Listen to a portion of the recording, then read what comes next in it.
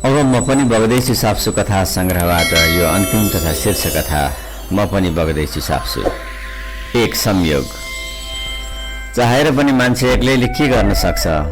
एक्लो छु भनेर संघर्षका पाइलाहरू अघि नसार्ने हो भने अरूको साथ कसरी पाइएला र?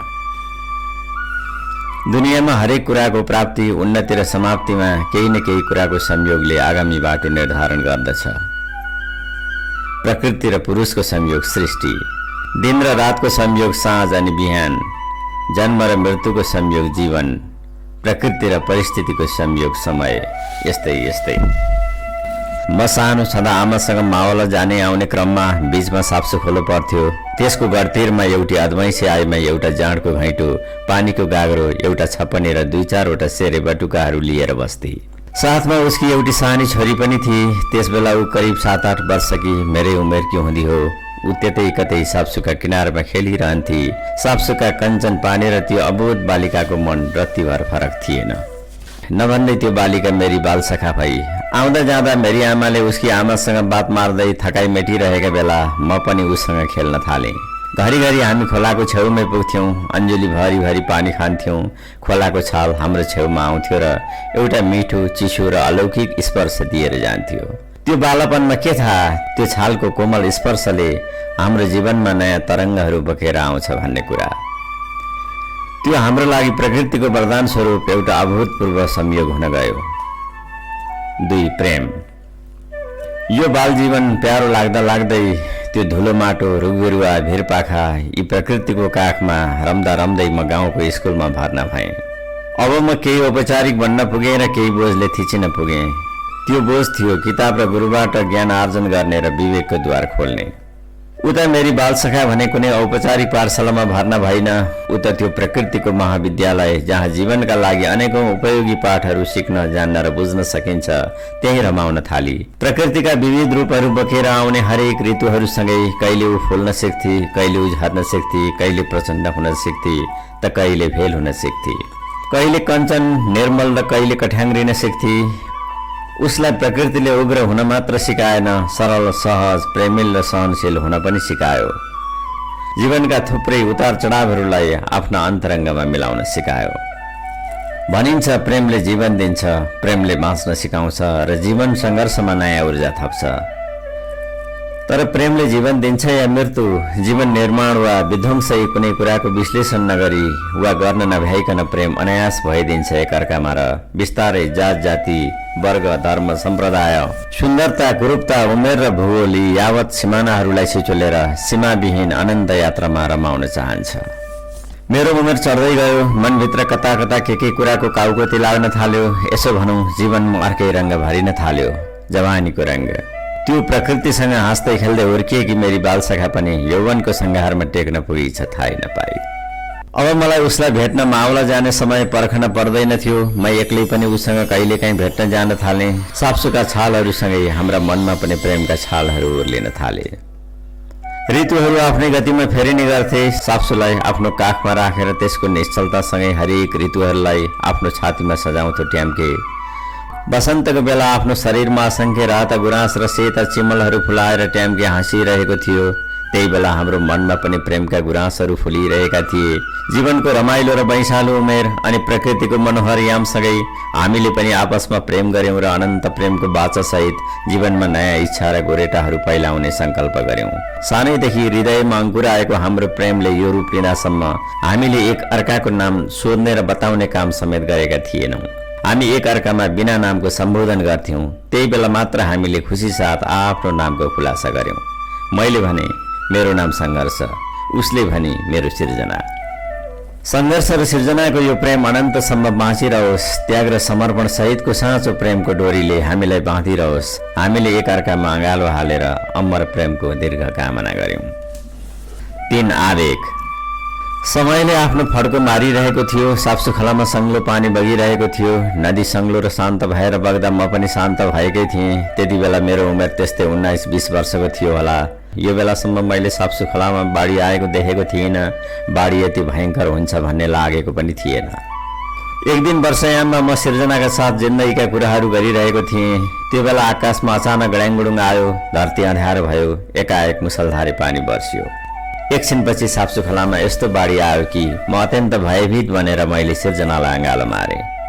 साप्सु भयङ्कर आवाज निकालेर धुवाँ छुटाउँदै उर्लिरहेको थियो। मनभित्र यस्तो लाग्थ्यो यसको उग्र रूपसँगै संसार अब छिट्टै प्रलय हुनेछ। हेर्दा हेर्दै साप्सुको बाढीले ठुला ठुला ढुङ्गा, रुख, गुड, कटेरा, गाई, भैँसी र केही मान्छेहरू पनि बगाएर ल्यायो। म अझै डराइरहेकै थिएँ, तर सिर्जना भने डराएकी थिइनँ। पहिले जस्तै शान्त र गम्भीर मुद्रामै थिए। सिर्जना, साप्सुले यत्रो भयङ्कर रूप लिँदा पनि तिमीलाई डर लागेन? मैले उसको मौनता तोडेँ। मलाई लागेन। प्रकृति सधैँ शान्त कहाँ रहन्छ र? जसरी मान्छेमा रिस, आवेग, क्रोध, घमण्ड, ईर्ष्या, जलन उत्पन्न हुन्छ, त्यसै गरी प्रकृतिमा पनि कहिलेकाहीँ असामान्य स्थिति आउँछ। मान्छेलाई यो असहज र अस्वाभाविक लागे पनि यो स्वाभाविक र सहज प्रक्रिया हो। मैले त प्रकृतिका विविध रूपहरू यसै गरी देख्दै र भोग्दै आएकी छु। तर तिमी भने किन डराएको? सिर्जनाले भनी। सिर्जना, मैले आजसम्म साप्सुको यो उग्र र डरलाग्दो रूप देखेकै थिइनँ। के म नडराई यसको भेलमा हाम फाल्न सक्छु त? मैले त्यसो भनेको होइन सङ्घर्ष। प्रकृतिका यी डरलाग्दा रूपहरूले विनाश पनि निकै गर्छन् भने त्यो विनाशभित्र सुन्दरता पनि लुकेको हुन्छ। तिमी यो बाढी साम्य भएपछि हेर, यसले आफ्नो विनाश मात्र होइन, धेरै वरपरसम्मका फोहोर, दुर्गन्ध र सडेगलेका कुराहरू आफैसँग बगाएर लान्छ। त्यसपछि धरती कति कञ्चन र सफा हुन्छ, होइन र? हामीले यसरी प्रकृतिसँग डराएर होइन, यसका शान्त र अशान्त दुवै रूपहरूबाट पाठ सिक्नुपर्छ र यसको असामान्य अवस्था वा रौद्र रूपबाट हामी जोगिनु पनि पर्छ। सिर्जनाले साप्सुको बाढीलाई निहाल्दै भनी। त्यसो भए हामी प्रकृतिका अनुयायी हौँ? हो, हामी प्रकृतिका अनन्त अनुयायी हौँ। प्रकृतिका हर वस्तुहरूसँगै हाम्रो अस्तित्व गाँसिएको छ। यदि मानव जातिले प्रकृतिका विरुद्ध धावा बोलिरहने हो र यसबाट नकारात्मक सोचाइ मात्र लिने हो भने भोलि सम्पूर्णको विनाश अवश्यम्भावी छ। 4. सङ्घर्ष। साप्सुमा आएको बाढी त रोकियो, तर मनमा अनेक विचारहरूको बाढी आउन थाल्यो। मान्छे आफ्ना यी राम्रा वा नराम्रा विचारहरूबाटै त शासित हुन्छ। प्रकृति र जीवनका उतार चढावहरूलाई मैले सँगसँगै दाँजेर हेर्न थालेँ। आफू जन्मेको समाज, समाजका मान्छेहरू बीचको व्यवहार, धनी गरिब, ऊँच नीच, जात जाति, धर्म सम्प्रदाय आदि विविध प्रकारका सामाजिक अवस्था, प्रचलन र मान्यताहरूबारे निहाल्न थालेँ। यसबाट मैले के निष्कर्ष निकालेँ भने यो समाज भेदभावपूर्ण छ। अनेक प्रकारका विषमताहरूले समाजलाई जेलेको छ। शोषण, उत्पीडन, अन्याय, अत्याचार चरम सीमामा छ। यसबाट समाजलाई मुक्ति दिनुपर्छ, यो मेरो कर्तव्य हो। शिशिरको याम थियो। दिउँसो निकै गर्मी भएकाले गाउँको बरपिपलको शीतल छारीमा बसेर म एउटा छुट्टै स्वर्णिम आनन्दमा रमिरहेको थिएँ। त्यही बेला दिन अचानक धमिलियो। कहाँ कहाँबाट आएर आकाशमा बादलहरू ठोकिन थाले। एकाएक आँधी बिहारी र हुण्डरी मचियो। भर्खर पालुवा पराउन थालेका रुखका हाँगाहरू एक अर्कामा पौठेजरी खेल्दै जमिनलाई समेत भेटुलाई झैँगरी बुर्कुसी मार्न थाले। गडाङ गुडुङ र वज्रपातले धरती कम्पायमान हुन थाल्यो। म बरको फेदमा टाँसिएर भयभीत हुँदै बसिरहेको थिएँ। ठिक त्यही बेला एउटा कालो सर्प निस्कियो र जिब्रो लपलपाउँदै मतिर आयो। त्यसपछि म अत्तालिएर दौडँदै भागेँ। साप्सुमा वर्षायाममा आएको बाढीले म भित्र सोचाइ र भावनाहरूको जुन बाढी आएको थियो, त्यसमाथि यो चैतको डरलाग्दो हुरीलाई सामना गर्नुपर्दा अब म कठोर पनि हुन थालेँ।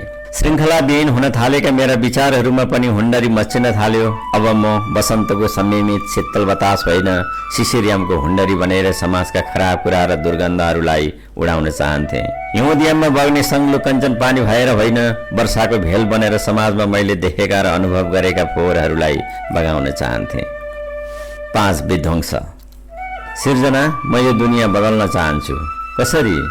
वर्षौंदेखि यो समाजमा आफूलाई सर्वश्रेष्ठ ठान्ने एक थरी मान्छेहरूले आफू जस्तै अर्को थरी मान्छे जो कमजोर, निरीह र सीमान्तकृत छन्, तिनलाई गधा तुल्याएर गरेका अत्याचार र शोषणलाई निर्मूल गर्न सहजै सम्भव छैन। यो खाली हात र शक्तिहीन बोलीहरू उनीहरूका विरुद्ध लड्न सक्नेवाला छैनन्। युगौंदेखिको त्यो उत्पीडित वर्गको मुक्तिको लागि हतियार उठाउनै पर्छ, ज्यानको बाजी थाप्नै पर्छ। देशमा आमूल परिवर्तन ल्याउन रगत बगाउनु पर्छ। समाजमा जरो गाडेर बसेका पुराना मूल्य र संस्कारहरू जसले समाजलाई खोक्रो तुल्याए, तिनलाई भत्काउँदै र ध्वस्त पार्दै अग्रगामी बाटो पहिल्याउनै पर्छ, मैले भने। सङ्घर्ष भनेको विध्वंस होइन, न त विध्वंस नै क्रान्ति हो। विध्वंस र विनाशबाट संसार बदल्ने सपना देख्नु मूर्खता र दिवा स्वप्न मात्र हो। यसले कसैलाई फाइदा पुर्याउँदैन, सिर्जना बोली। सिर्जना, पुरानो नभत्काई नयाँ निर्माण हुन सक्दैन।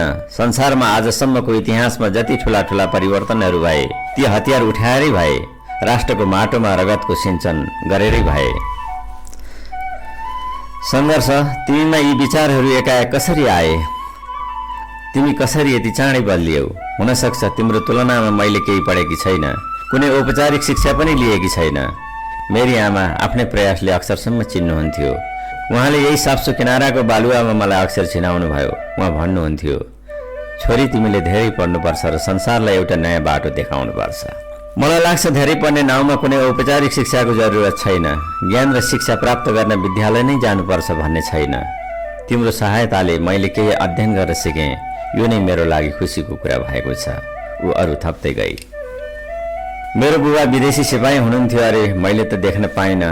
उहाँले दोस्रो विश्वयुद्धमा बेलायतको तर्फबाट लड्दा बर्माको माटोमा जिन्दगी बिसाउनु भएछ। त्यसपछि हाम्रो हरिकन्त बिजोग भयो। कलकलाउँदो उमेरमा आमा विधवा हुनु पर्यो र मेरै लागि भए पनि बाँच्नका लागि साप्सुको पानीमा जाँड मिसाएर बाटो हिँड्ने बटुवालाई बेच्न बाध्य हुनु पर्यो। मैले तिम्रो कुरामा मेरो पृष्ठभूमि गाँच्नुको मतलब तिमीले मेरो बारेमा आजसम्म बुझ्न चाहेनौ। मलाई सतहबाट मात्र बुझ्यौ भन्ने लाग्छ। मेरो बुबाको किताब पढ्ने सोख रहेछ। उहाँले अध्ययन गर्नुभएका केही दर्शन, इतिहास र साहित्यहरू मैले पनि केही पढेकी छु र क्षमताले भ्याएसम्म केही बुझ्ने प्रयास गरेकी छु। तिम्रो साथ पाएर पनि यो अनकन्टा ठाउँमा अध्ययनको लागि अरू प्रेरणा मिल्यो। दुनियाँलाई अझै बुझ्ने मौका पाएँ। तिमीलाई यो थाहा हुनुपर्छ कि संसारमा यस्ता पनि क्रान्ति र परिवर्तनहरू भएका छन् जुन हतियारको भरले होइन, रगतको उन्मादले होइन, विचारको बल, धैर्य, आत्मविश्वास, सत्य र अहिंसाको बाटोबाट भएका छन्। ती व्यक्तिहरू जसले यो बाटो अपनाए तिनलाई आजसम्म सारा मानव जातिले महापुरुषको उच्च दर्जामा उभ्याएर श्रद्धा र पूजा गर्दै आएका छन्। अनि जसले रगतका उन्मादमा परिवर्तनको सपना देखे, विचार होइन बन्दुकलाई विजयको साधन बनाए, आजसम्मको इतिहासमा विश्व मानव जातिको ठूलो हिस्साले तिनलाई घृणा गरेकै छ। त्यसैले शान्ति, सत्य र मानव हितकारी पवित्र विचारको माध्यमबाट संसारलाई बदल्न खोज्नु नै परिवर्तनको सर्वोत्तम र सुन्दर उपाय हो। मैले जानेको र बुझेको सत्य पनि यही हो। सिर्जनाले गम्भीर भएर भनी, तिमी जे भन सिर्जना, तिमीले बुझेको सत्य एउटा हो, मैले बुझेको सत्य अर्को हो। म मेरो बाटोबाट सफलता पाएरै छोड्छु, यो मेरो दृढता हो। त्यसपछि मेरो र सिर्जनाको कहिल्यै भेट भएन, तर म उसका बारेमा बुझिरहन्थेँ। उसको दिनचर्या त्यही साप्सुको घरतिरमा बित्थ्यो। ऊ मस्त उमेरकी थिए। भारी बोक्ने भरियाहरू, बाटो हिँड्ने बटुवाहरू धापिएर त्यहाँ आउँथे। कोही जाँड खान्थे, कोही पानी मात्र पिउँथे, अनि कोही ख्यालठट्टा गर्नकै लागि पनि त्यहाँ आउँथे। उसको झरिलो यौवनले कति मान्छेहरू लट्ठ पार्थे। एक दिन साँझको बेला साप्सुको बगरमा सिर्जना टोलाइरहेकी थिए। साप्सुको पानीमा तरङ्गहरू उड्थे, बिलाउँथे। सायद उसका मनमा पनि अनेक प्रकारका तरङ्गहरू उड्थे, बिलाउँथे होलान्। घाम रातो भएर पर मलाय थुम्कीबाट तल ओर्लन खोज्दै थियो। त्यसले आफ्नो अलिकति गोधुली किरण साप्सुको पानीमा मिसाएर एउटा अनुपम सौन्दर्यको प्रदर्शन गरिरहेथ्यो। ठिक त्यही बेला म 2-4 जना बन्दुक बोकेका केटासहित त्यहाँ आएँ, किनकि म नयाँ कठिन र दुनियाँ बदल्ने यात्रामा निस्केको कुरा सिर्जनालाई देखाउनु थियो र यो कुरा बताउनु पनि थियो। म सिर्जनाको नजिकै आएँ। उसले मतिर हेरेर एक्कासी डराए जस्तो गरी। मेरो हातमा ठुलो खुकुरी थियो जुन रगतले लतपत थियो। मैले त्यो खुकुरी साप्सुको निलो पानीमा पखालेँ। रगतको आयतन भरि पानी रातो भएर रङ्गियो। हेर सिर्जना, म यसैले समाजका डाँडा ढिस्काहरू सम्याउन चाहन्छु। मैले चम्किलो खुकुरी सिर्जनालाई देखाउँदै भने, यो हाम्रो गौरव पनि हो। यसैका माध्यमले हाम्रा पुर्खाहरूले विश्वसामु वीरता कमाएका थिए। पुर्खाहरूले भाइ मारेनन्, आइलाग्ने माथि जाय लागेका मात्र हुन्। तिमी यसको गलत उपयोग गर्दैछौ, यो भलो काम होइन, उसले भने। पहिला म आफ्नै समाजका शत्रुहरू निमिट्यान्न पार्छु। यिनीहरूलाई निर्मूल गरेर नै मैले मेरो यात्रा आरम्भ गर्नुपर्छ। हेर त सिर्जना, यो ट्याम्के यति बलवान र आकाश छुने भएर पनि अत्याचार सधैँ हेरेर बस्छ। कति भयो होला यो साप्सु बगेको, तर समाजका दूषित कुराहरू यसले पनि बगाउन सकेन। म अस्तित्ववान चेतन मानव हुँ। म निर्जीव जस्तो सधैँ अमुक भएर बस्न सक्दिनँ। तिमीले मेरो अभियानलाई साथ दिनुपर्छ। तिम्रो प्रेम पाइरहे भने म जस्तै युद्ध पनि जित्न सक्छु। सङ्घर्ष, म विनाशमा होइन निर्माणमा विश्वास गर्छु। त्यसैले म तिम्रो यात्रामा साथ दिन सक्दिनँ। यो रगतको उन्मादले तिमी एक दिन आफै सखा हुनेछौ र त्यति मात्र होइन, तिमी युग युगभरि सारा मानव जातिका कलङ्क हुनेछौ। यो संसारमा प्रेमको सधैँ जित हुन्छ र हिंसाको हार। मैले तिमीलाई गरेको प्रेम सम्पूर्ण मानवलाई गरेको प्रेम हो। शान्ति, मानवता र सत्यप्रति गरेको अट्टल विश्वास हो। एक दिन तिमी हार्नेछौ, म जित्नेछु।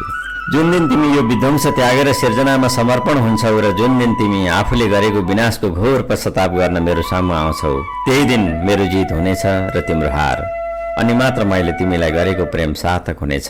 त्यसपछि हामी नयाँ दुनियाँ निर्माण गर्नेछौँ र नयाँ समय जन्माउनेछौँ। 6. शान्ति। अन्ततः म हारेँ, मैले हार्नै पर्ने रहेछ। जितको खेल त कहाँ खेलेको रहेछु र। एक दिन म युद्धले छिया भएको घाइते शरीर र मन लिएर सिर्जनाको सामु पुगेँ। साफसु शान्त र निर्मल भएर बगिरहेथ्यो। त्यसैको अनन्त प्रवाहमा प्रकृतिकी त्यो सहचारी कहिले डुब्ने, उत्रने र कहिले बग्ने गर्थे। तिमी एक दिन आउँछौ भन्ने कुरामा म विश्वस्त थिएँ सङ्घर्ष। सिर्जनाले मेरो घाइते शरीर सुमसुम्याउँदै आँखाभरि आँसु पारेर भनी। म उसको काखमा लुटपुटिएँ र धेरै बेर रोइरहेँ। मैले भनेकी थिएँ प्रेमको सधैँ जित हुन्छ। मैले तिमीलाई प्रेम गरिरहेँ, त्यसैले तिमी बाँच्न सफल भयौ र हाम्रो भेट भयो। तिम्रो बाटो गलत थियो सङ्घर्ष। तिमीले मैले भनेको मानेनौ। जीवनको यत्रो ऊर्जा विनाश र विध्वंसतिर खर्च गर्यौ। यसैलाई सङ्घर्षको अर्को नाम मान्यौ। तिमीले युद्ध, आतंक र अराजकतालाई आफ्नो मुक्तिको बाटो रोज्यौ र त्यसैलाई क्रान्ति ठान्यौ, जसको कारण आज तिमी यो पश्चातापको भुमरीमा जलिरहेछौ। सिर्जना, म तिम्रो शरणमा आएँ। अब म शान्ति चाहन्छु। मलाई आत्मग्लानि, अपराध र भयङ्कर पापको बोध भइरहेछ। अब म तिम्रो साथ पाएर शान्तिको दिव्य आलोकमा नयाँ दुनियाँ रचना गर्न चाहन्छु। मैले तिमीबाट यही चाहेको थिएँ सङ्घर्ष। एक्लै चाहेर केही हुँदो रहेनछ। धेरै समय मैले तिम्रो प्रतीक्षा गरिरहेँ। वृद्ध भएर आमाले यो दुनियाँ छाडेपछि यो साफसुको अविरल प्रवाह, यी वारिपारीका भिरपाखाहरू, बगरका ढुङ्गाहरू, यी रुख, बुट्यान, लहरा, जनावर र चराचुरुङ्गीहरू मेरा साथी बनेर रहेका छन्। त्यो आकाश छुने गरी उभिएको अविचल ट्याम्केले मेरो विश्वास, धैर्यता र आत्मबललाई सधैँ टेवा दिइरहेको छ। सिर्जना भन्दै गई। तिमी आयौ, म खुसी छु। जीवन निकै ढल्किसके पनि अब हामीले नयाँ उत्साह, खुसी र नव योजनाका साथ नवजीवन आरम्भ गर्नुपर्छ। आफू जन्मेको यो पवित्र माटोलाई सिँगार्नुपर्छ। 7. विवाह, नयाँ संसार, समयको जन्म। ऋतु बसन्तको थियो। माथिका लेकाली डाँडा र त्यो ट्याम्केको शिरमा गुराँस रातै भएर फुलेका थिए। बेसीमा रातम्य भएर फुलेका ती धँगेराका बोटहरूले गर्दा सारा वनपाखा शिरदेखि पाउसम्म रातो वस्त्र लगाएर सिँगारिएका देखिन्थे। जहाँ रस खोज्न हिँडेका माउरीको भुनभुन आवाजले एउटा मिठो सङ्गीत भरे जस्तो लाग्थ्यो। हो त्यही ऋतुराज वसन्तको बेला हामीले विवाह गर्यौँ। सिर्जना र सङ्घर्षको त्यो विवाह एउटा नयाँ, सुन्दर, सुसंस्कृत र सभ्य समाजको निर्माणको लागि एउटा अपरिहार्य आवश्यकता थियो। यो विवाहको खुसियालीमा साप्सुले निलो पानीमा अनगिन्ती सेता छालहरू ओह्राल्यो। सल्लेरी वन बेसरी सुसायो। माथि पयौँ डाँडामा रुखको डालीमा बसेर कोइली करायो। प्रकृतिको त्यो मधुमाससँगै हामीले जिन्दगीको मधुमास मनायौँ। हामीलाई थाहा थियो अथवा पढेका थियौँ कि विश्वको इतिहासमा मानव सभ्यताको प्रारम्भ र ठूला ठूला नगरहरूको उदय नदीको किनारबाटै सुरु भएको हो। हामीले पनि आफ्नै गाउँको त्यो नदीको गरतीरमा एउटा सानो दुनियाँको रचना गर्यौं। यसलाई मानव सभ्यताको उत्कृष्ट नमुना बनाउन हामी मन, वचन र कर्मले लागि पर्यौं। साप्सुको पानी जुन त्यसै खेर गइरहेको थियो त्यसबाट कुलो निकालेर त्यहाँ खेतीयोग्य जमिन बनायौं र आधुनिक कृषि प्रणालीको सुरुवात गर्यौं। बिस्तारै त्यहाँ बस्तीको विकास भयो। हामीले आफ्नै स्रोत, क्षमता र उपायले साप्सुको पानीबाट बिजुली निकाल्यौं। बस्तीको सुविधाको लागि पानी घट्ट, गोबर ग्यास, वाटर टर्बाइन आदि उपयुक्त प्रविधिहरूको विकास गर्यौं। आफू सधैँ आत्मनिर्भर हुनका लागि आफ्नै सिप, स्रोत, साधन, क्षमता, परिश्रम र लगनशीलतामा आधारित विभिन्न घरेलु उद्योगहरू सञ्चालन गर्यौं। मझौला तथा ठूला उद्योगका लागि आवश्यक पूर्वाधार तयार गर्यौं। बटुवाको सुविधाका लागि ठाउँ ठाउँमा पाटी, चौतारा, धारा र कुवाहरू बनायौं। बरपिपलहरू रोप्यौं। पुल, पुलेसा र बाटाघाटाहरू बनायौं। अनाथ, अपाङ्ग, वृद्ध र असहायहरूको लागि आश्रम बनायौं। शिक्षा, चेतना, जागरण, अनुशासन, नैतिकता र योग्य जनशक्तिको उत्पादन र विकासको लागि प्राविधिक तथा व्यावहारिक पाठ्यक्रमको निर्माण गरेर विद्यालय सञ्चालन गर्यौं। आफ्नो धर्म, दर्शन, कला, साहित्य, विज्ञान, संस्कृति र सभ्यताको उन्नयनको लागि एउटा अनुसन्धान तथा विकास केन्द्रको स्थापना गर्यौं। धूम्रपान, मद्यपान र अन्य आपराधिक क्रियाकलापबाट मुक्त क्षेत्रको घोषणा गर्यौं। रोगीको उपचार गर्न एवं सबैलाई स्वस्थ र निरोगी राख्न आधुनिक प्रविधिले युक्त एउटा नमुना अस्पताल बनायौं।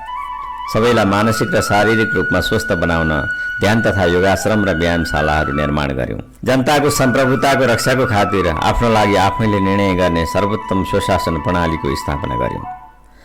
विभिन्न जाति, धर्म, वर्ण र सम्प्रदाय बीच प्रेम, एकता र सहिष्णुता कायम गर्ने संहिता बनायौं। त्यो हाम्रो नयाँ मानव सभ्यताको केन्द्र, जहाँ कुनै पुलिस चौकी र सेनाहरू छैनन्, न त कुनै प्रशासनिक र कानुनी अड्डा अदालतहरू नै छन्। त्यहाँ त प्रकृतिले नै मान्छेलाई सबै प्रकारका अनुशासन र नैतिकताका पाठहरू सिकाउँछ। त्यहाँ कुनै मठ मन्दिर, गुम्बा, चैत्य र मस्जिदहरू छैनन्। मानव नै देवता हो र निस्वार्थ कर्म नै उसको पुण्य हो। मान्छे जन्मेको स्थान नै हरेक मान्छेको देवधाम हो। त्यहाँ त्यही कुरा सिकाइन्छ र सिकिन्छ। केही वर्षपछि त्यो साप्सुको गढतिर, जहाँ हामीले नयाँ र सुन्दर दुनियाँको रचना गर्यौं, हो त्यही पवित्र ठाउँमा हामीले एउटा सन्तान जन्मायौं र त्यसको नाम समय राख्यौं। सङ्घर्ष र सिर्जनाको मेलबाट एउटा अभूतपूर्व समयको जन्म भयो।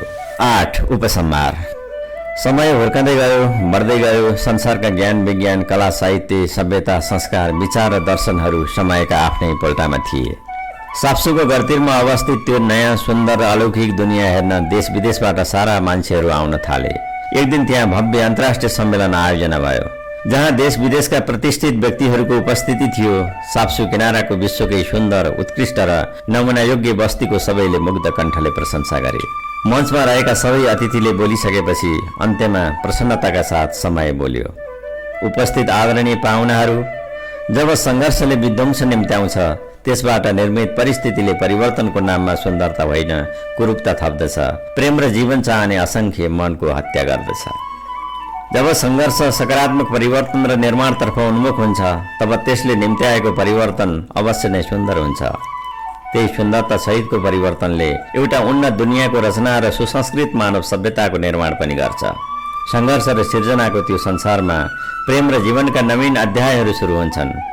जीवनप्रतिको आस्था, विश्वास, नवीन सोच र विचारको त्यो सुन्दरतम बाटिकामा सुख, शान्ति र आनन्दका बास्नदार रङ्गी बिरङ्गी फूलहरू फुल्दछन्। जहाँ शान्ति, अमन चयन र अपूर्व आनन्दको अनुभूति सहित एकबारको जुनी बिताउन सकिन्छ, साँचो स्वर्ग त्यही हो। म समय हुँ। निर्माण र सुन्दरतासँग जोडिएका सङ्घर्ष र सिर्जनाको मेलबाट जन्मिएको यो समय अप्राकृतिक र नियम विपरीत हुने छैन। भनिन्छ, समय जीवनको सबैभन्दा मूल्यवान वस्तु हो। यो सधैँ आउँदैन। जब यो आउँछ, रित्तै आउँदैन, साथमा केही बोकेर ल्याएको हुन्छ। जसरी यो साप्सुले आगो बोकेर ल्याएको छ, माछा र अन्य जलचर प्राणीहरू बोकेर ल्याएको छ, यी रहरलाग्दा ढुङ्गा र फूल जस्तै बालुवा बोकेर ल्याएको छ। समय खोला हो, यो साप्सु जस्तै। यसलाई न कसैले रोक्न सक्छ, न त छेक्न नै। यो एकैछिन टक्क नरोकिकन अनन्तकालदेखि सधैँ बगिरहेछ र बगिरहनेछ यसरी नै। समय साप्सुको असला माछा हो, यसलाई पक्रन सक्नुपर्छ। यदि यो हातबाट फुत्कियो भने थाप्लोमा हात राखी पछुताउनु सिवाय हामी के नै गर्न सक्छौँ र?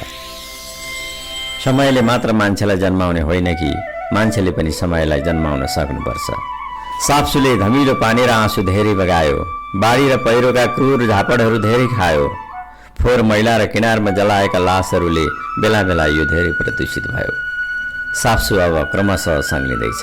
समुद्रलाई भेट्ने गन्तव्य बोकेर आदिम कालदेखि कुदिरहेको यो भगीरथी साप्सुको उराट बगरमा अब सपनाका सुनाखरी फुल्दैछन्। बिहानी घामका सुनौला किरणहरू साप्सुका छालहरूसँग खेल्न हतारिँदैछन्। त्यो आकाशको शुभ्र चाँदनी हर राति नीला दहमा डुबुल्की मार्न आतुर छ।